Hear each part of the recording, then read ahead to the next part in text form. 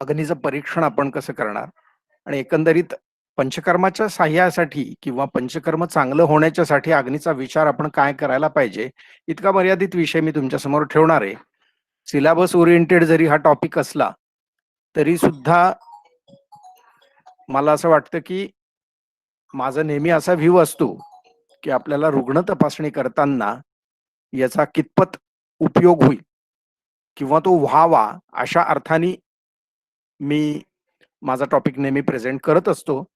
तर त्याच पद्धतीने आजचाही विषय मी आपल्या समोर मांडणार आहे, अग्नीचा. मुळामध्ये अग्नीचा विचार करताना अग्नी म्हणजे काय, अग्नीचं स्वरूप काय आहे, अग्नी नेमकं शरीरामध्ये काम काय करतो, हे सगळं माहिती असणं आपल्याला आवश्यक आहे. नॅचरली आपण पहिल्या वर्षाला असताना, दुसऱ्या वर्षाला असताना प्रत्येक ठिकाणी याचा काही ना काही स्वरूपामध्ये परामर्श घेतलेला असतो. नॉट नेसेसरी की आता प्रत्येक गोष्ट आपल्या लक्षामध्ये असेल, परंतु आपण जर थोडासा आठवायचा प्रयत्न केला तर आपल्याला नक्की हे लक्षात येऊ शकतं की अग्नी म्हणजे काय आपण शिकलेलो आहे.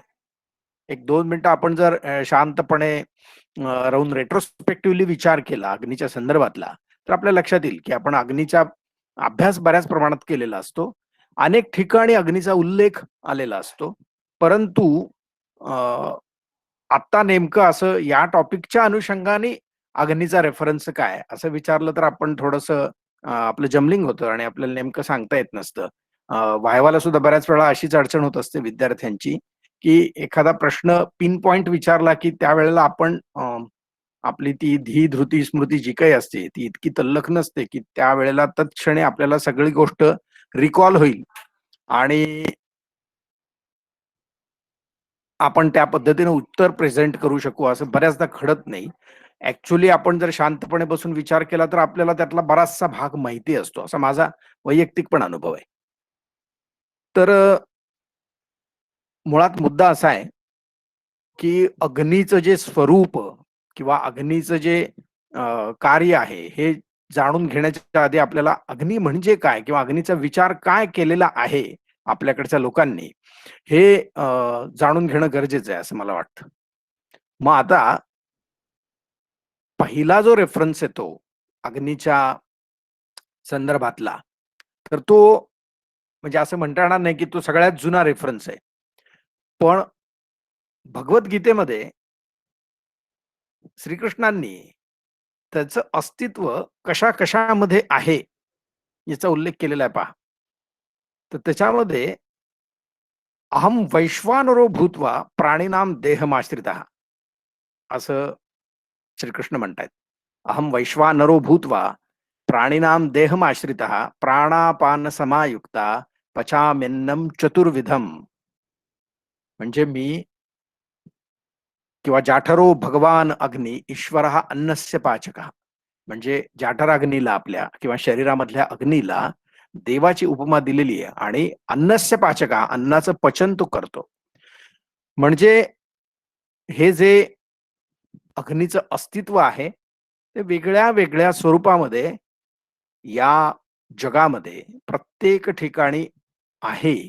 वेगळ्या वेगळ्या स्वरूपात जरी असलं तरी ते अस्तित्व आहे आणि त्याच्याशिवाय परिणमनाचं किंवा पचनाचं कामच होऊ शकत नाही.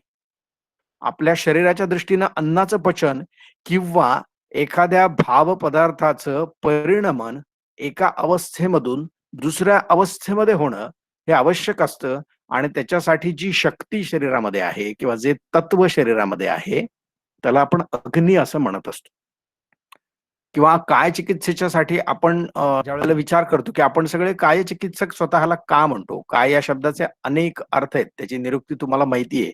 पण कायो अत्र अग्निः उच्यते आणि तस्य चिकित्सा काय चिकित्सा असं सुश्रुताचार्य म्हणतात की काय म्हणजे या ठिकाणी अग्नीच अपेक्षित आहे आणि आपण मूलतः सर्वजण अग्नीचीच चिकित्सा करत असतो आणि तीच करणं आवश्यक आहे.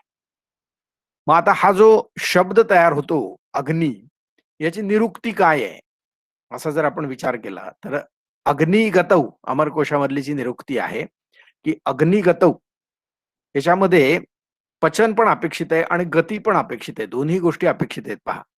किंवा शब्दकल्पद्रुमाने अंगयती अग्र्यम जन्म प्रापयंती अशी अग्नीची निरुक्ती आपल्याला सांगितलेली आहे. एक नक्की आहे की अग्नीचा विचार करताना प्रत्येकानं आपापल्या चष्म्यातनं त्याच्याकडे पाहिलेलं आहे. अनेक ग्रंथकारांनी वेगळ्या वेगळ्या स्वरूपाने अग्नीचं वर्णन केलेलं आपल्याला दिसतं. पण मूलतः जो गाभा आहे तो मात्र कोणीही सोडलेला नाहीये. त्याच्या बाबतीत सगळ्यांचं एकमत आहे. आता हा जो अग्नी आहे त्याच्या बाबतीत चरक म्हणतात, हे सगळं वर्णन चरकांनी जे केलं ते प्राधान्याने ग्रहणी अध्यायामध्ये केलेलं आहे. त्यामुळे लेक्चर झाल्यानंतर तुम्ही एकदा शांतपणे ग्रहणी अध्याय वाचा. म्हणजे तुम्हाला चरकांनी कोणत्या aspect मधनं अग्नीकडे बघितलेलं आहे हे नीट समजायला मदत होईल आणि शक्य झालं तर त्याची टीका पण वाचा. आणि आता सगळ्या टीका इंटरनेटवर अवेलेबल आहेत. चरक आणि सुश्रुत संहिता यांच्यावरची जर टीका तुम्हाला हवी असेल तर NIIMH एवढं फक्त गुगलवर टाईप करा.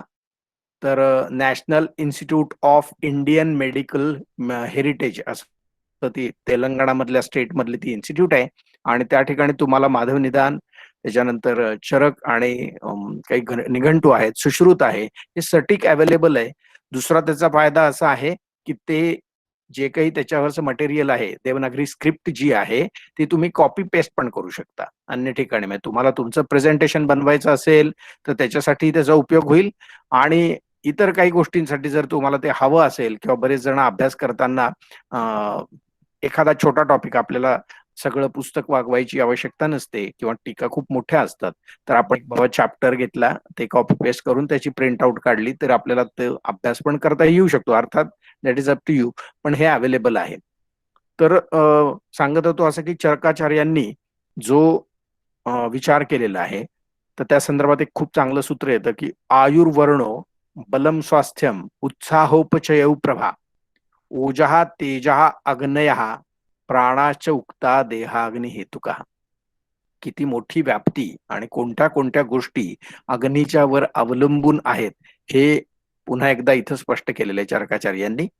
पुन्हा एकदा सूत्र वाचतो. आयुर्वर्णो बलम स्वास्थ्यम उत्साहोपचय प्रभा ओजः तेजो अग्नय प्राणाश्च उक्ता देहाग्नी हेतुका.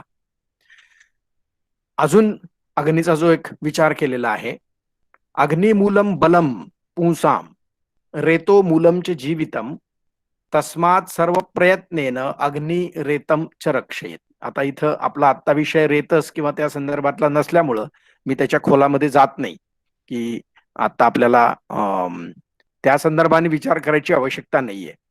पण अग्नीच्या संदर्भात ते असं म्हणतात की अग्नि मूलम बलम पुंसाम, जे बल आहे ते अग्नीवर अवलंबून आहे. शरीराचं बल असेल तुमचं जे आहे किंवा आरोग्याचं बल असेल ते कुणावर अवलंबून आहे तर अग्नीवर अवलंबून आहे. आणि तस्मात सर्व प्रयत्नेनं अग्नीच्या रक्षेत. जे जे वाटेल ते तुम्हाला एफर्ट्स घेता येतील ते घ्या, पण या अग्नीचं रक्षण तुम्ही केलं पाहिजे. पुढच्या एका सूत्रामध्ये चरकाचार्य असे म्हणतात की शांते अग्नौ म्रियते.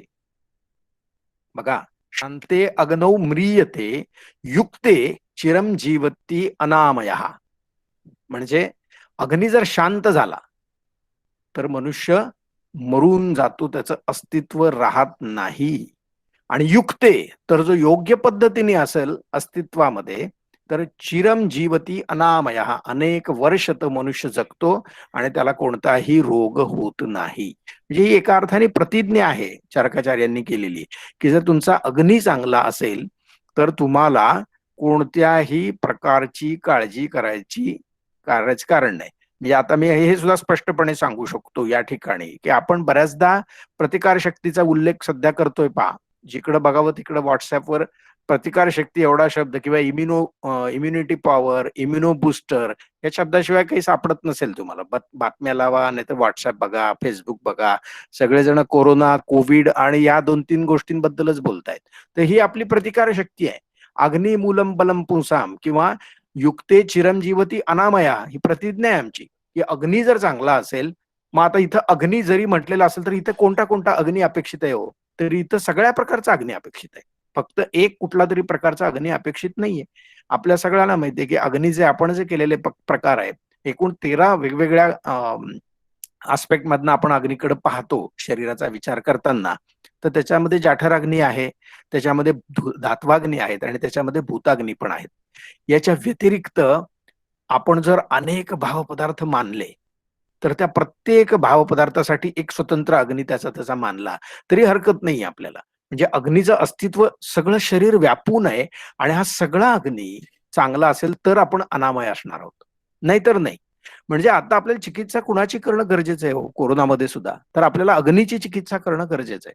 कोणत्या आस्पेक्ट मधनं करणार आहे, कुठं भूताग्नीचा संबंध आलेला आहे, कुठं धात्वाग्नीचा संबंध आलेला आहे, याचा विचार करूयात आपण, किंवा तो करावा. प्रत्येक अवस्थेचा विचार स्वतंत्रपणे आपल्याला करावा लागतो. त्या अवस्थेमध्ये अग्नीचं अस्तित्व कशा प्रकारचं आहे, त्याचं स्वरूप कशा प्रकारचं आहे, ते प्राकृत आहे का विकृत आहे, बदललेलं आहे, याचा सगळ्याचा विचार करून मग आपण चिकित्सा द्यायची. आणि पुन्हा आपण सगळे काय चिकित्सक आहोत मगाशी आपण सांगितल्याप्रमाणे, आणि त्यामुळं आपण अग्नीचा विचार करणं क्रमप्राप्त पडतं. आता अजून एक आपल्या विषयाकडे जाण्याआधी उल्लेख मला करावासा वाटतो, की फार विषयांतर होणार नाही असं पाहतो मी. बऱ्याचदा अग्नी आणि पित्त यांच्या संदर्भामध्ये कन्फ्युजन होत असतं पहा. म्हणजे अनेक वेळा आपल्याला लेक्चर्स मधनं सांगितलेलं असतं की अग्नी आणि शरीरामध्ये फरक आहे, पण तरी सुद्धा आपल्या मनामध्ये शंका असते.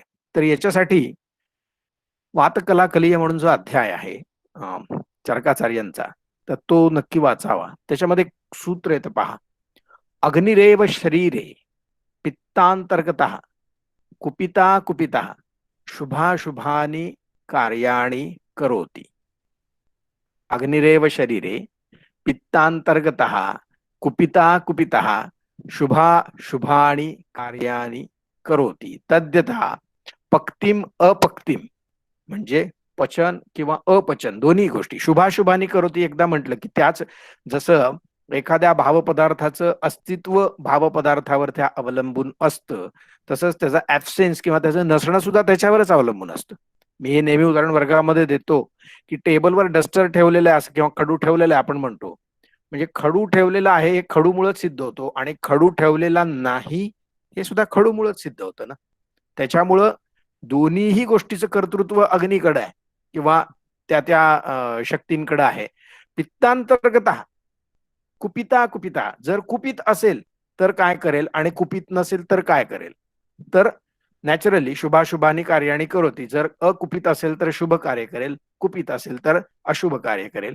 आणि मग त्याच्यामध्ये पक्तिम अपक्तिम, दर्शनम अदर्शनम, मात्रा मात्रत्वम ऊष्मणः, प्रकृती विकृती वर्णौ, शौर्यम भयम क्रोधम हर्षम मोहम प्रसादम इत्येवम आदीनी च अपराणी द्वंद्वानी इति. शेवट त्यांनी अपराणी द्वंद्वानी इति म्हटलेले पहा.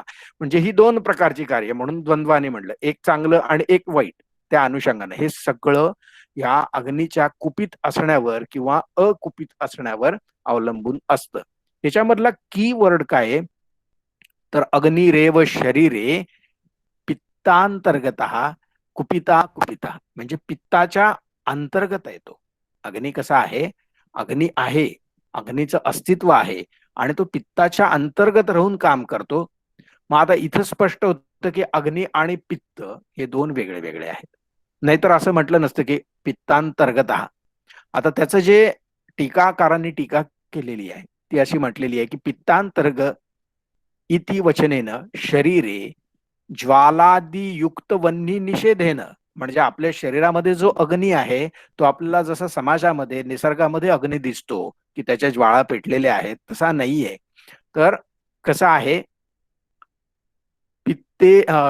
पित्तोष्म रूपस्य वन्नेहे सद्भावम दर्शयती न तु पित्तात अभेदम, म्हणजे पित्ताहून त्याचा अभेद नाही, म्हणजे पित्त आणि अग्नी एकच आहे असं मानायचं कारण नाही या शब्दांवरून.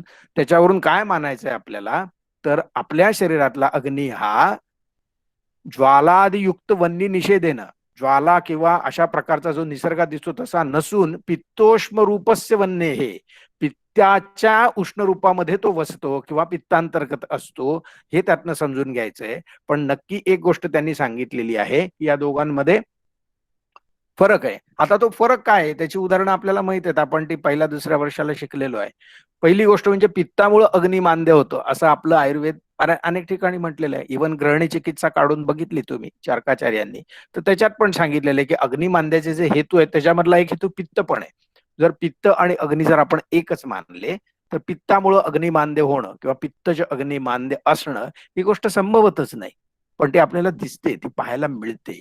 दुसरी गोष्ट घृताचा अनेकदा उल्लेख आलेला आहे की घृतामुळं अग्नीचं दीप्ती होते. आपल्याला नालम अग्निसमिद्धस्य असं म्हटलेलं आहे की घृता एवढं अग्नी प्रदीप्त करणारं दुसरं कोणतंही तत्व किंवा दुसरा कोणताही पदार्थ आपल्याकडे नाहीये की जो अग्नीला वाढवू शकतो. पण पित्ताचा आणि घृताचा संबंध कसा आहे हो, तर घृत हे पित्तशामक आहे. आलं का लक्षात? म्हणजे एक पित्त एक घृत पित्ताला शमन करते, पित्ताचं शमन करते आणि अग्नीची वृद्धी करत आहे. असं जर असतं तर हे काही मानायची गरज पडली नसती ना वेगळे वेगळे घटक आहेत म्हणून. तर त्यामुळे हे आपल्या लक्षात आलं पाहिजे की अग्निरेव शरीरे पित्तांतर्गत कुपिता कुपिता असं म्हणताना चरक असं म्हणतात की हे दोन्ही तत्व वेगळे आहेत. फक्त अग्नी जो आहे तो पित्ताच्या अधीन राहून त्याचं काम करतोय, पण ती दोन तत्व मुळात वेगळी वेगळी आहेत. बऱ्याचदा थोडं कन्फ्युजिंग लँग्वेज येते, याचं कारण आपलं सगळं शास्त्र हे तर्काधिष्ठित आहे, लॉजिकल आपलं सगळं सायन्स आहे. आणि हे लॉजिक्स आपण कशा माध्यमातून मांडत असतो, तर कोणती तरी गोष्ट तुमच्या समोर प्रत्यक्ष आहे त्याच्यावरून आपण लॉजिक करत असतो. तुम्ही अनुमान प्रमाण शिकला ना, तर त्याच्यामध्ये आपण म्हणतो काय, यत्र यत्र धूमः तत्र तत्र वन्नी. वन्नीचं अनुमान आपण केलं, पण आपण बघितलं काय प्रत्यक्ष, तर धूम बघितलेला आहे. धूम नसताना आपण वन्नीचं अनुमान करत नाही आहोत. म्हणजे कोणती तरी एक गोष्ट तुम्हाला प्रत्यक्ष दिसते आहे आणि त्याच्यावरून आपण अनुमान करतो. इवन आयुर्वेदाच्या संदर्भात जी प्रतिज्ञा आपल्या शास्त्रांनी केलेली आहे त्याच्यामध्ये ते असं म्हणतात की इदम आगमसिद्धत्वात प्रत्यक्ष फलदर्शनात. प्रत्यक्ष फल दिसणार आहे, प्रत्यक्ष फल दिसतं म्हणूनच त्याचं कार्य कार्य होतं किंवा त्याचा इफेक्ट आहे असं आपण मानतो. आणि म्हणत पुढे ते म्हणतात की मंत्रवत संप्रयोक्तव्यम न मीमांस्य कथंचन. आणि म्हणून ह्याच्यामध्ये शंका उपस्थित न करता तुम्ही याचा वापर करायला सुरुवात करा. का तर प्रत्यक्ष फल देणारं हे शास्त्र आहे. याचा अभ्यास केला आणि त्या पद्धतीने जर तुम्ही चिकित्सा केली तर तुम्हाला यश नक्की मिळणार आहे. दुसरा एक महत्वाचा विषय येतो तो म्हणजे पाचक पित्ताचा जे श्लोक वाग्भटांनी सांगितलेला आहे. पित्तम पंचात्मकम तत्र पक्वामाशय मध्यगम पंचभूतात्मकत्वेपी यत् तैजस गणोदयात. म्हणजे अग्नी आणि पित्त हे एकच आहे का वेगळं आहे, याच्यामधला विचार करताना जे वेगवेगळे सूत्र आपण अनुभवतोय. म्हणून मी मगाशीच म्हणलं फार विषयांतर होणार नाही असं बघतो. पक्वामाशय मध्यगम पंचभूतात्मकत्वेपी यत् तैजस गुणोदयात त्यक्त द्रवत्वम पाकादि कर्मणा अनल शब्दितम. म्हणजे त्याच्यानंतर उरलेल्या सगळ्या पित्तांचं वर्णन वाग्भट करतात. 12व्या अध्यायामधले श्लोक आहेत हे. अष्टांग हृदय सूत्रस्थान अध्याय 12. बघा त्याच्यामध्ये किती ओळी सांगितलेल्या आहेत बघा. एक तर म्हणजे पक्वामाशय मध्यगम, म्हणजे पक्वाशय आणि आमाशयाच्या मध्ये याचं अस्तित्व आहे पित्ताचं. त्याला आपण पाचक पित्त म्हणणार आहे. पित्तम पंचात्मकम तत्र, हे म्हणजे 5 प्रकारचं पित्त आहे. त्यातलं तत्र पक्वामाशय मध्यगम, पक्वा आणि आमाशय यांच्या मध्ये असलेलं पंचभूतात्मकत्वेपी, जरी ते पंचभौतिक असलं, सर्वद्रव्यम पंचभौतिकम अस्मिन अर्थे असं आपण म्हणतो, पण हे पित्त जरी पंचभौतिक असलं तरी त्यक्त द्रवत्वम यत तैजस गुणोदयात, म्हणजे त्याच्यामध्ये तैजस गुणाचा अधिक प्रमाणामध्ये उदय झाल्यामुळं त्यांनी काय केलंय, तर त्यक्त द्रवत्वम, द्रवत्वाचा त्याग केलेला आहे. बघा पित्ताचे जे गुण जे आहेत त्याच्यात काय म्हणतो आपण, पित्ताच्या गुणामध्ये लघुविस्त्रम सरम द्रवम असं म्हणतो ना, म्हणजे द्रव हा गुण पित्ताचा मानलेला आहे. आणि द्रवत्वाशिवाय सरत्व शक्य नाही ना. पित्तामध्ये द्रवत्व आहे म्हणूनच पित्तामध्ये सरत्व पण आहे. पण पुन्हा आपण असं म्हणतो, मध्यंतरी मला एका विद्यार्थ्यांनी प्रश्न विचारला होता की बाबा हे सगळे वात सारखे आहेत तर मग चिकित्सेमधले फरक कशावरून करायचे. तर तिथे काय म्हटलंय की प्रत्येकम स्थान दृश्यादी क्रिया वैशिष्ट्यम आचरेत. म्हणजे एकच वात वेगळ्या वेगळ्या स्थानाच्या ठिकाणी गेला तर तिथल्या परिस्थितीनुसार त्याच्या गुणधर्मांमध्ये काही ना काही प्रमाणामध्ये फरक पडणार. आणि तो फरक पडतो म्हणून चिकित्सेमध्ये फरक पडतो. मग आपल्याला उदानम योजेत ऊर्ध्वम म्हणावं लागतं, अपानमच्या अनुलोम आहेत म्हणावं लागतं. अलग लक्षात. साधी गोष्ट अशी की आपलं स्वतःचा विचार करून बघा, आपण ज्या वेळेला घरी असतो त्या प्रकारे आपलं स्वरूप कसं असतं, आपण कशा पद्धतीने वागतो, ज्या वेळेला आपण मित्रमैत्रिणींच्या मध्ये असतो त्यावेळेला आपण कसं वागत असतो. अनेकदा असं घडतं बघा, अरे हा तर एवढा शांत मी समजत होतो, पण हा फारच उचापत दिसतोय मुलगा. हे जे वाक्य येतं, हे काय सिद्ध करणारं वाक्य आहे, की तुमचं सर्कल किंवा तुमचं सराउंडिंग थोडंसं बदललं की नाही, तुमच्यामधला एखादा वेगळा गुण समोर येणार आहे, की जो एरवी शांत बसलेला असतो. आलं का लक्षात? वर्गात कोणी उचापत्या करणार नाही, पण मित्रांच्यात जाऊन करू शकतो आपण. तसंच आपल्या पित्ताचं आहे, तसंच आपल्या वाताचं पण आहे, कफाचं पण आहे. तर इथं पाचक पित्ताच्या बाबतीत वाग्भटकार काय म्हणतात, की यत् तैजस गुणोदयात, तैजस गुण जास्त वाढल्यामुळं त्यक्त द्रवत्वम, द्रवत्वाचा त्याग करून पाकादी कर्मणा, पाकादी कर्मे करून ज्याला अग्नी अनल शब्दितम, अग्नी संज्ञा त्यानं धारण केलेली आहे जणू. म्हणजे इथं इतकं साहचर्य या पाचपित्ताचं, की ज्याला पाचक अग्नी म्हणावं आपण, इतकं साहचर्य जरी त्यांच्यामध्ये असलं तरी सुद्धा अग्निरेव शरीरे पित्तांतर्गत आणि त्यांच्यामध्ये कोणत्याही प्रकारचा भेद नाही. आणि अग्नीचे गुण आणि पित्ताचे गुण हे वेगळे वेगळे आपण मानलेले आहेत. अग्नीमध्ये वृक्षत्व आहे, पित्तामध्ये वृक्षत्व नाही. अग्नीच्या संपर्कामध्ये जी जी गोष्ट येणार आहे ती वृक्ष होऊन जाणार आहे, वाळून जाणार आहे, तिचा शोष होणार आहे. तसं पित्ताचं नाहीये. आणि या अग्नीचं शरीरामधलं स्वरूप आपल्याला पंचकर्म करायच्या आधी ठरवायचं असतं. आणि म्हणून अग्नीशिवाय काहीही नाही आपल्याकडे, लक्षात घ्या. मुळात पंचकर्म म्हणजे काय आहे हो? पंचकर्म म्हणजे फक्त 2 प्रकारच्या क्रिया आहेत बघा. मी नेहमी हे वाक्य सांगतो, जसं व्यासाने सांगितलं की अष्टादश पुराणेषु व्यासस्य वचनद्वयम परोपकार पुण्याय पापाय परपीडनम. म्हणजे मी 18 प्रकारची पुराणं सांगितली आहेत, पण या सगळ्या पुराणांमधनं जाणकार माणसांनी काय अर्थ घ्यायचा आहे, की याच्यामध्ये फक्त 2च गोष्टी आहेत, की दुसऱ्याला त्रास न देणं, दुसऱ्यावर परोपकार करणं म्हणजे पुण्य आहे, आणि दुसऱ्याला त्रास देणं, मग ते कायिक असेल, वाचिक असेल, मानसिक असेल, तर ते म्हणजे पाप आहे. पाप म्हणजे दुसरं तिसरं काही नाहीये. तर माझ्यामुळं दुसऱ्या कुठल्या व्यक्तीला त्रास होणं हे म्हणजे पाप आहे. याच्या व्यतिरिक्त मी काहीही सांगितलेलं नाही. तसं आपल्या शरीरामध्ये 2च प्रकारच्या क्रिया आढळून येतात इतका सगळे वर्णन केल्यानंतर. एक म्हणजे संयोग आहे आणि दुसरं म्हणजे विभाग आहे. संयोग झाल्यानंतर त्याच्यामध्ये अवस्था बदलते किंवा अवस्थांतर होतं, आणि हे अवस्थांतर करायसाठी पित्ताची किंवा अग्नीची आवश्यकता असते आपल्याला. कोणताही घटक शरीरामध्ये, साधं आपण जठराग्नीचं उदाहरण घेतो, की विजातीय पदार्थ शरीराच्या दृष्टीनं आपण शरीराच्या आतमध्ये घेतो आणि त्याच्यावर अग्नीचं परिणमन झाल्यानंतर त्याचं सजातीय शब्दामध्ये किंवा घटकामध्ये परिवर्तन होतं किंवा परिणमन होतं, आणि याला कोण कारणीभूत असतं, तर अग्नी असतो. औषधाचं तसंच आहे. औषध शरीरात गेल्यानंतर औषधांचा शरीराशी संयोग होणार आहे आणि नंतर पचन झाल्यानंतर त्याचा वियोग होणार आहे, ते शरीरातून बाहेर टाकून दिलं जाणार आहे. संयोग आणि वियोग किंवा संयोग आणि विभाग याच्या व्यतिरिक्त कोणत्याही क्रिया आढळत नाही. म्हणजे प्रत्येक क्रियेचं वर्णन, जसं आपण म्हणतो की पहिल्यांदा त्यांनी 2च उपक्रम सांगितले, संतर्पण आणि अपतर्पण. पुन्हा संतर्पणाचे 3 सांगितले, अपतर्पणाचे 3 सांगितले. आपण जसं जसं सूक्ष्मत्वाकडे जातो ना, तशी तत्व कमी होत जाणार आहेत पहा. त्याच्यामुळं मूळ एवढी गोष्ट आपल्याला समजणं गरजेचं आहे, की अग्नीचं काम शरीरामधलं काय आहे आपल्या, आणि मग हे अग्नीचं अस्तित्व टिकवण्यासाठी किंवा ते असलेलं प्राकृत स्वरूपामध्ये ठेवण्यासाठी आपल्याला काय काय करणं गरजेचं आहे. आणि पंचकर्म करण्याच्या दृष्टीनं, शोधन करण्याच्या दृष्टीनं ते कसं असणं आवश्यक आहे स्वरूप, तर तो प्राकृत स्वरूपाचा असणं आवश्यक आहे. आता अग्नी 4 प्रकारचा आपण मानतो. एक आहे मंदाग्नी, एक आहे तीक्ष्णाग्नी, एक आहे समाग्नी आणि एक आहे विषमाग्नी. आता हा वारंवार विषय बोलून झालेला आहे, की एखाद्याची प्रकृती जर वाताची आहे तर त्याचा अग्नी हा विषमाग्नी असतो. एखाद्याची प्रकृती जर पित्ताची आहे तर त्याचा अग्नी हा तीक्ष्णाग्नी असतो. कफाची प्रकृती असेल तर मंदाग्नी असतो, आणि समप्रकृती असेल तर जी परपेच्युअल मोशन मशीन सारखी, की जी अस्तित्वात असण्याची शक्यता नाहीये, जवळजवळ निग्लिजिबल आहे किंवा नाहीच आहे म्हटलं तरी चालेल. परपेच्युअल मोशन मशीन म्हणजे काय, की ज्याच्यामध्ये इनपुट 0 आणि आउटपुट 100%, असं मशीन बनवू शकाल का तुम्ही?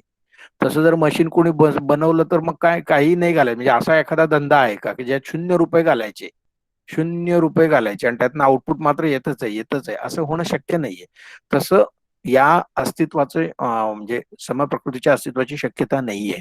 मग या 3 प्रकृतीचा किंवा 3 दोषांचा विचार केला आपण, तर साधारणतः आपल्या असं लक्षात येतं, की हे माझा मंदाग्नी म्हणजे माझ्यामध्ये काही अडचण आहे किंवा माझा प्रॉब्लेम आहे असं नाही. मी मागच्या एका लेक्चरमध्ये म्हटलं होतं, की ज्याला शौचाला खूप छान पद्धतीने साफ होते, त्याला अभिमान असतो स्वतःचा, की माझी 2 मिनिटामध्ये ही गोष्ट होते. That is nothing. म्हणजे याच्यामध्ये त्या व्यक्तीचं कर्तृत्व काही नाहीये. तो जन्मजाची प्रकृती घेऊन आला, त्या प्रकृतीचा तो भाग आहे. विषमाग्नी असो, तीक्ष्णाग्नी असो, मंदाग्नी असो, ह्याच्यातले कोणतेही विकृत नाहीयेत. त्या शरीराच्या दृष्टीनं तो प्राकृतच आहे. पण जो घेऊन आलेलं स्वरूप आहे त्याच्यामध्ये जर पुन्हा काही बदल झाले, मग त्याच्यामध्ये आणखीन काही विषमत्व आलं किंवा आणखीन मंदत्व आलं, आणखीन तीक्ष्णत्व आलं, तर किंवा तीक्ष्णाग्नीमध्ये नेहमीपेक्षा मंदत्व आलं, विषमत्व आलं, तर त्याचा विचार आपण करायचा आहे आणि त्याला त्याच्या नॉर्मल स्वरूपामध्ये आणून ठेवायचंय, त्याला त्याच्या इक्विलिब्रियम मध्ये प्रस्थापित करायचंय आणि हे ओळखणं पंचकर्मापूर्वी हे आपलं काम आहे. सगळ्या प्रकारच्या पंचकर्माच्या प्रोसेसेस करताना अग्नी हा प्राकृत स्वरूपामध्ये असणं आवश्यक आहे आणि तो जर नसला तर कुठं ना कुठेतरी गडबड होणार आहे. बघा, आम निर्मिती कशी होते? शरीराचा जो अग्नी आहे तो जर मंद झाला तर निर्माण होणारा आहार रस आहे हा प्राकृत होत नाही, तो अर्धा कच्चा अपक्व असा राहतो, त्याला आपण आम म्हणतो. आणि असे आम ज्या वेळेला दोष ज्या वेळेला आमाशी संपृक्त होतात त्याला आपण सामदोष म्हणतो. असे सामदोष असताना आपल्याला पंचकर्म करता येत नाहीये.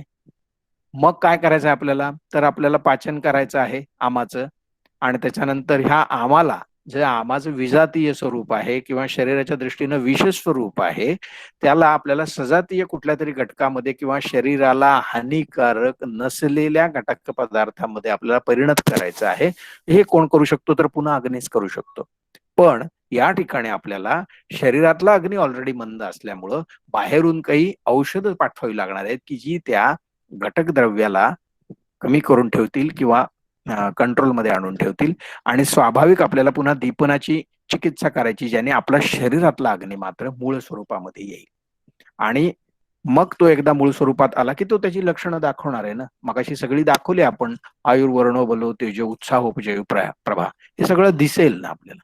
आणि मग आपण आपल्या सगळ्या प्रोसेसेस करू शकतो. मग आता याचं परीक्षण कसं करायचंय? जसं आपण कोष्ठाच्या बाबतीत विचार केला, तसं अग्नीच्याही बाबतीत विचार करणं गरजेचं आहे, की अग्नीचं परीक्षण कसं करतात आपण? तर अग्निम जरण शक्त्याम परीक्षेत.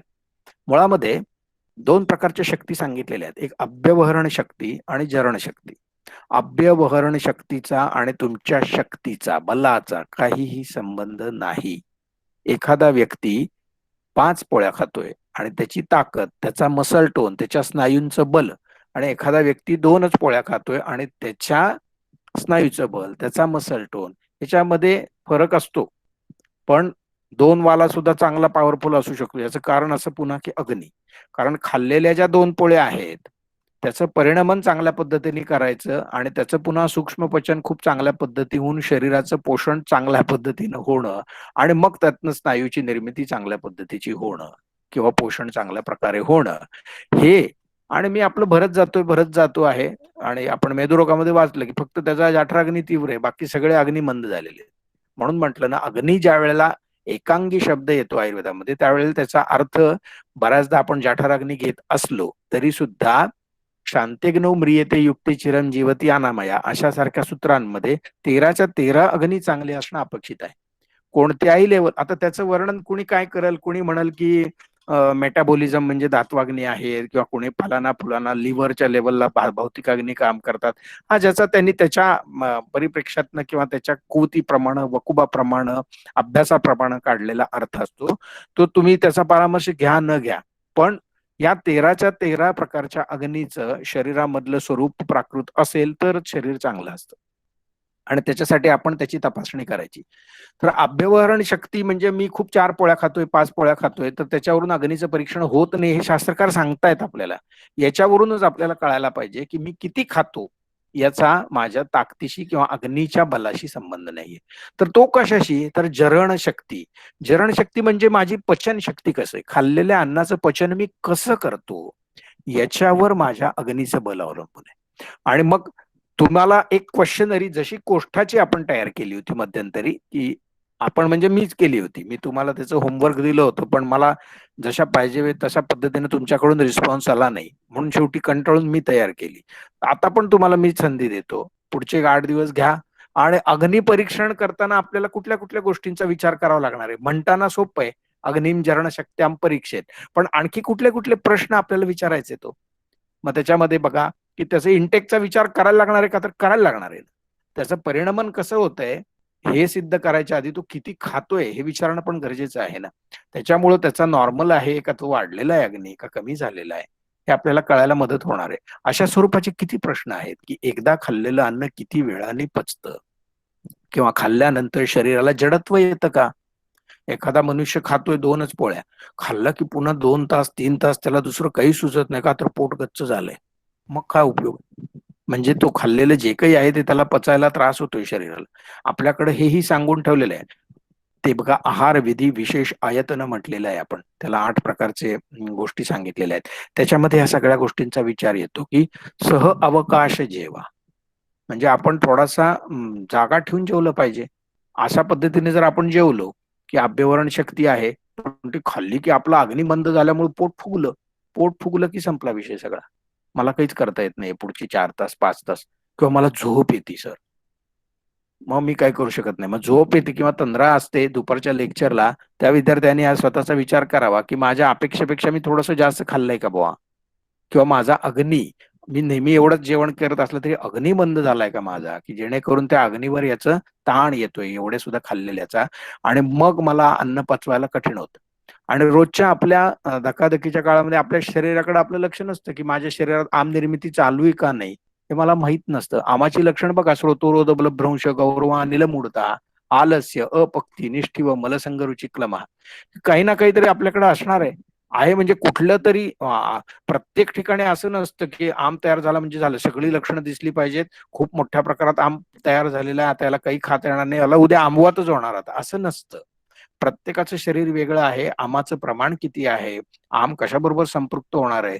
त्याची स्रोतसाची स्थिती काय आहे? त्याच्या ठिकाणी दोष-दृश्य समूर्चना होण्यासाठी वाव आहे का? तशा प्रकारचे हेतू घडतायत का?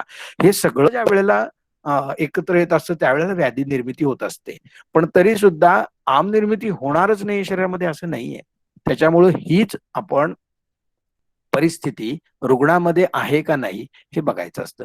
मग तो आल्यानंतर त्याला हे प्रश्न सगळे विचारले गेले पाहिजेत, की बाबा तू जेवण सगळ्यात महत्त्वाचा विषय म्हणजे time of intake of food or meal हे सगळ्यात महत्त्वाचं आहे पहा. मला भूक लागते का? मला भूक कधी लागते? मला भूक सहन होते का? क्षुधासहत्व माझ्यामध्ये आहे का? म्हणजे मला माझ्या क्षुधासहत्व म्हणजे पुन्हा ते प्रत्येक लोकांना असं वाटतं, की क्षुधासहत्व हा म्हणजे फक्त पित्ताचा किंवा तीक्ष्णाग्नीचाच गुण आहे. तर असं नाही. अग्नी स्वरूप जर प्राकृत असेल, तर मला वेळ झाली जेवणाची, की मला जाणवतं, की मला आता खाल्लं पाहिजे. कदाचित पित्ताच्या व्यक्तीला चिड जास्त होईल, त्याला चक्कर यायला लागेल, त्याला स्वेदप्रवृत्ती व्हायला लागेल, कसं तरीच व्हायला लागेल. ही लक्षणं त्याला खूप तीव्र प्रकारे असतील. पण याचा अर्थ इतर प्रकृतीच्या लोकांना क्षुधासहत्व नसतंच असा होत नाही. म्हणजे क्षुधासहत्व असणं काही प्रमाणामध्ये हे अग्नीच्या प्राकृत स्वरूपाचं लक्षण आहे. आपण काय करतो, अग्नी मंद होणं आणि मंदाग्नी असणं ह्यांना आपण एकाच पारड्यामध्ये तोलतो. हे 2 वेगळे-वेगळे विषय लक्षात घ्या. प्रकृतीतः एखाद्याचा मंदाग्नी असणं आणि एखाद्याचा अग्नी हा हेतूंमुळं काही वेगळ्या कारणांमुळं मंद होणं, ह्या 2 गोष्टी वेगळ्या आहेत. म्हणून मी तुम्हाला किंवा आमच्या शिक्षकांना सुद्धा ही गोष्ट नेहमी म्हणत असतो, की पहिल्या वर्षाच्या विद्यार्थ्यांनी प्रकृती कोणाची काढली पाहिजे, तर रुग्णाची काढली पाहिजे. आपण प्रकृती कोणाची काढतो, की जे अपरंटली स्वस्थ आहेत, शेजारचा आपला मित्र किंवा मैत्रीण, की ज्यांना त्रास काहीच नाहीये, अशा माणसाची आपण प्रकृती काढतो. आणि मग आपल्याला नाही याला तर काहीच नाहीये. मग आणि पुन्हा तो असतो, की नाही रे, मी दिसायला सुंदरच आहे ना, असंच सगळ्यांना वाटतं ना. मग प्रत्येकाची पित्ताचीच प्रकृती निघते किंवा फार-फार तर पित्त कफ. वात प्रकृती काढणारे कोण असतात? बॅक बेंचर जे असतात बघा, आम्ही असायचो आमच्या कॉलेजमध्ये. आमची प्रकृती कायम वात पित्तच निघणार. काय फरक पडतो माझी वात आहे का पित्त आहे म्हणण्याने काय फरक पडतो? पण ह्यातनं प्रकृतीचं पूर्ण आकलन होतं का? तर नाही होत. मग तुम्ही हॉस्पिटलमध्ये जावा. आता तिथं रुग्ण तुमच्या समोर एक आलेला आहे. पण तो रुग्णावस्थेत नव्हता तेव्हा त्याचं शरीर कसं होतं हे जाणून घेणं गरजेचं असतं. मग रुग्णावस्थेत आल्यानंतर शरीरात काय बदल झाले हे तुम्हाला कळणार आहे आणि मग या दोन्हीतला फरक काय आहे आणि तो फरक दुरुस्त कसा करायचा म्हणजे आपली चिकित्सा आहे. आलं का लक्षात? म्हणून अग्नी आपला निश्चित करताना आपल्याला या सगळ्या गोष्टींचा विचार करायचा आहे, की आपण जेवण घेतो का? ते जेवण किती वाजता घेतो? गरज नसताना माझ्या मेसचं किंवा माझं 1 ते 2च सुट्टी आहे.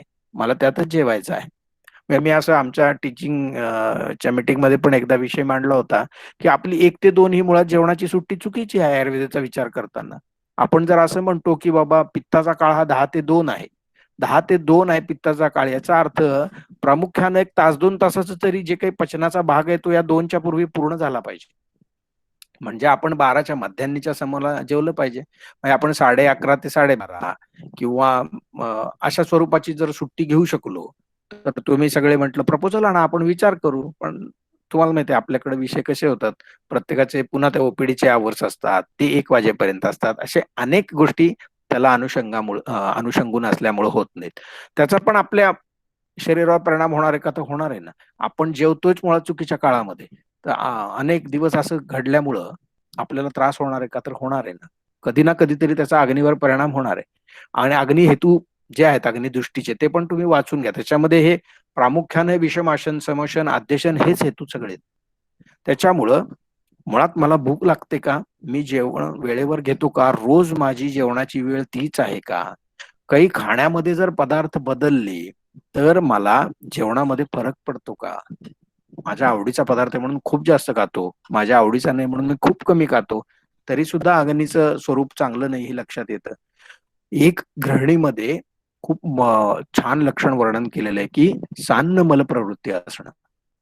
म्हणजे जे काही खाल्लेलं आहे अन्न, ते तशाच्या तशा स्वरूपामध्ये किंवा थोड्याशा बदललेल्या स्वरूपामध्ये जर बाहेर जात असेल, तर याचा अर्थ अग्नीचा चांगला स्वरूप नाहीये. अग्नी त्याला परिणत करूच शकत नाहीये. आता एखादा असा घटक असू शकतो आपल्या आहारामध्ये किंवा पोटात गेलेला, की ज्याच्यावर तुमचा अग्नीचं परिणमन होऊच शकत नाहीये. तो बाहेर जाणारच आहे. त्याच्याशी संबंध नाही. पण ज्या डायजेस्ट होऊ शकणाऱ्या गोष्टी आहेत, त्या डायजेस्ट न होता शरीरातून बाहेर जाणं, हे अग्नी हा विकृत किंवा अग्नी हा अतिशय मंद असल्याचं लक्षण आहे. आणि ते गृहिणीमध्ये व्यवस्थित रिमार्केबली त्यांनी सांगितलेलं आहे, की सान्न मलप्रवृत्ती असणं. म्हणजे मग हे सगळे म्हणजे मलप्रवृत्ती कशी होते, हे पण आपण अग्नीच्या परीक्षणामध्ये विचारलं पाहिजे रुग्णाला. आणि मगाशी मी म्हणालो तसं, की मलप्रवृत्ती कशी होते हे विचारण्यापेक्षा मलप्रवृत्तीचं जर परीक्षण तुम्ही करू शकला, तर ते आणखी जास्त चांगलं आहे. आणि अग्नीचं स्वरूप निश्चित करण्यासाठी सुद्धा चांगलं आहे. पहा, इन्व्हेस्टिगेशन्स आयुर्वेदामध्ये आहेत की नाही अशी चर्चा नेहमी होत असते. पण मला असं वाटतं, की आपल्याकडे जे मल सांगितलेले आहेत ना, हे आपल्या सगळ्या इन्व्हेस्टिगेशन्सचे घटक आहेत, की कशाच्या साहाय्यानं शरीराचं इन्व्हेस्टिगेशन किंवा परीक्षण करावं, तर मलांवरून करावं. आणि आपण म्हटलो मगाशीच तसं प्रत्यक्ष काय आहे तर मल आहे. आणि त्याच्यावरून तुम्ही मग त्याची क्रिया किंवा त्याच्या पचनाची क्रिया पाठीमागची तुम्ही याचा अंदाज घेणार. मग ती जिव्हा असेल, जिव्हेवरचा मल असेल, कानातला मळ असेल, डोळ्यातला मल असेल, नाकातला मळ असेल किंवा पुरीशी असेल. म्हणून पुरुषाचं परीक्षण करावं. ₹100, ₹200, ₹500 चार्ज करा ना तुम्ही उद्या, की आम्ही आमच्याकडे पुरेशी परीक्षण करून देणार. जसा त्याचा रिपोर्ट आहे तसा आम्ही रिपोर्ट देतो प्रिंटेड आयुर्वेदिक पद्धतीनं. अर्थात हे प्रत्येकाला जमेल असं नाहीये. ह्याच्यामध्ये तुम्ही कन्व्हिन्सिंग पॉवर तुमची कशी आहे, कॉन्फिडन्स तुमचा कसा आहे, तुमच्या पेशंटची तुमच्यावर श्रद्धा किती आहे, या अनेक गोष्टींचा त्याच्याशी संबंध असतो. नाहीतर लगेच उत्पात सरांनी लेक्चरमध्ये सांगितलंय, उद्यापासून मी पुरुष बघून ₹100 दे रे, कोण सुद्धा येणार नाहीये तुमच्याकडे. तुम्हाला ते कन्व्हिन्सिंगली त्याला सांगता आलं पाहिजे रुग्णाला. पण ही एक समजा पैशाचा विषय 2 मिनिटं आपण बाजूला ठेवला, तरी त्याला म्हणू शकतो, की "बाबा तुझी स्टूल घेऊन ये. मला तिचं परीक्षण करायचंय. त्याच्यावरून मी तुझ्या अग्नीचं स्वरूप सांगू शकणार आहे." म्हणजे प्रत्यक्ष पुरुषाचं परीक्षण करणं. त्याच्यानंतर बाकी आपण मगाशी आमाचे काही लक्षणं पाहिले, त्या आमाच्या लक्षणांचं परीक्षण करणं. अग्नी चं स्वरूप ठरवण्याआधी आहार म्हणजे किती घटक आहेत त्याच्यात पहा. आहाराचा एक महत्त्वाचा विषय आहे, आमाचा एक महत्त्वाचा विषय आहे, मलाचा एक महत्त्वाचा विषय आहे. ह्या सगळ्यांच्या साहाय्यानं आपण शरीरामधला अग्नी प्राकृत आहे का नाही ह्याचं स्वरूप ठरवू शकतो. आणि मग एकदा का आपलं ठरलं परीक्षणाच्या नंतर, की नाही बाबा या अग्नीचं स्वरूप याचं आत्ता काही योग्य नाहीये. त्याला ताळ्यावर आणलं पाहिजे. मग त्याच्यासाठी काय करायचं? त्याच्यामध्ये तीक्ष्णत्व वाढलंय का तर ते कमी करा. त्याच्यामध्ये मंदत्व आले काय तर मग अग्नी तीक्ष्ण झाला पाहिजे थोडासा. विषमत्व आलेलं आहे का? मग वेगळ्या प्रकारची चिकित्सा करा त्याच्यावर. तो सम झाला पाहिजे असं बघा. प्रकृतः जेवढा प्राकृतितः असणं आवश्यक आहे तेवढा सम. अशा प्रकारे तुम्हाला त्याचा विचार करावा लागतो. मग काही ठिकाणी पाचनाची चिकित्सा आधी करावं लागेल, काही ठिकाणी दीपनाची चिकित्सा आधी करावं लागेल. आलं का? काही ठिकाणी अजीर्णाच्या ह्याच्यामध्ये काही न देता लंघन करणं, शिवाय दिनशयन म्हटलेलं आहे, की दिवसा झोपायला सांगितलेलं एका विशिष्ट प्रकारच्या अजीर्णामध्ये. वेगवेगळ्या प्रकारची चिकित्सा रुग्णाला देऊन त्याचा अग्नी हा मूल स्वरूपामध्ये त्याच्या आणून ठेवणं किंवा इक्विलिब्रियमला आणून ठेवणं हे आवश्यक आहे. आणि मग ते झाल्यानंतर आपण स्नेहन असो म्हणजे स्नेहपान असो किंवा पुढची कुठली बस्तीची चिकित्सा असो, वमनाची चिकित्सा असो, अस्थिची चिकित्सा असो, सॉरी विरेचनाची चिकित्सा असो, वाटेल ती चिकित्सा असो ती आपण करू शकतो. आणि जर त्याच्यामध्ये जर काही अडचण असेल तर मात्र केलेली चिकित्सा ही फलदायी निश्चित होणार नाहीये. प्लस काही ना काहीतरी त्याच्यामध्ये वेगळ्या प्रकारच्या व्याधी उत्पन्न होऊन अशुद्ध चिकित्सा ठरण्याचा संभव जास्त असतो. आणि म्हणून मला असं वाटतं की अग्नीचा विचार हा प्रत्येक पंचकर्म करू शकणाऱ्या विद्यार्थ्यांनी किंवा चिकित्सकांनी अतिशय योग्य पद्धतीनं केला पाहिजे. तरच त्याचं पंचकर्म चांगल्या पद्धतीनं होऊ शकतं. आणि मला वाटतं की लेक्चरचा विचार करता एवढं ठीक आहे. मी पुन्हा नेहमी म्हणतो तसं आपण जर प्रश्न घ्यायला लागलो तर आपण 40-50 जण असतो. मग सगळं ते ऑनलाईन पद्धतीनं प्रश्न घेणं शक्य होत नाही मला. तर तुम्हाला ज्या पद्धतीनं वाटतंय त्या पद्धतीनं मला शंका विचारा. ईमेल्स आहेत किंवा WhatsApp आहे, व्हॉटएव्हर किंवा टेक्स्ट मेसेज आहे. तुम्हाला जे पद्धतीनं योग्य वाटेल त्या पद्धतीनं पोहोचवा माझ्यापर्यंत. दुसरी गोष्ट, शिक्षकाला हेही कळलं पाहिजे, की त्याचं लेक्चर विद्यार्थ्यांना कळलं की नाही? की आणि तेवढं प्रामाणिक नक्की तुम्ही असणं आवश्यक आहे. मी ज्यावेळेला माझ्याकडून सांगत असतो त्यावेळेस तरी एखादी गोष्ट नाही समजली, एखादं लेक्चर खूप जड झालं, एखादं लेक्चर आवडलं नाही, तर तेही रिमार्क्स माझ्या दृष्टीने वेलकम आहेत. कारण आम्हाला याच्यातून पुढचं लेक्चर देताना किंवा विचार करताना आणखी अभ्यास करण्याची आवश्यकता असते तर ती होते किंवा पद्धत बदलायची आवश्यकता असते तर ते होतं. त्यामुळे या सगळ्या गोष्टींचा विचार नक्की करा. मला फीडबॅक नक्की देत जावा. आतापर्यंत कोणत्याही लेक्चरच्या बाबतीत मला फारसे फीडबॅक येत नाहीत तुमचे. तर तुम्ही ते फीडबॅक पण देत जावा आणि मुख्य म्हणजे याच्यावर विचार करा. मी सांगितलं तसं वाद कला कली अध्याय वाचा. सुश्रुतात सूत्रस्थानामध्ये खूप छान वर्णन अग्नीच्या संदर्भात केलं ते वाचा.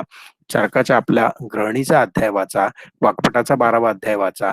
याच्यामध्ये आपल्याला अनेक गोष्टी समजून येतील आणि शक्य झालं तर त्याची टीका वाचा. नाही अडली कळली तर ती विचारा. संस्कृत शिक्षकांना विचारा, मला विचारा. मी सुद्धा डोंगरे सरांना विचारा तुम्ही.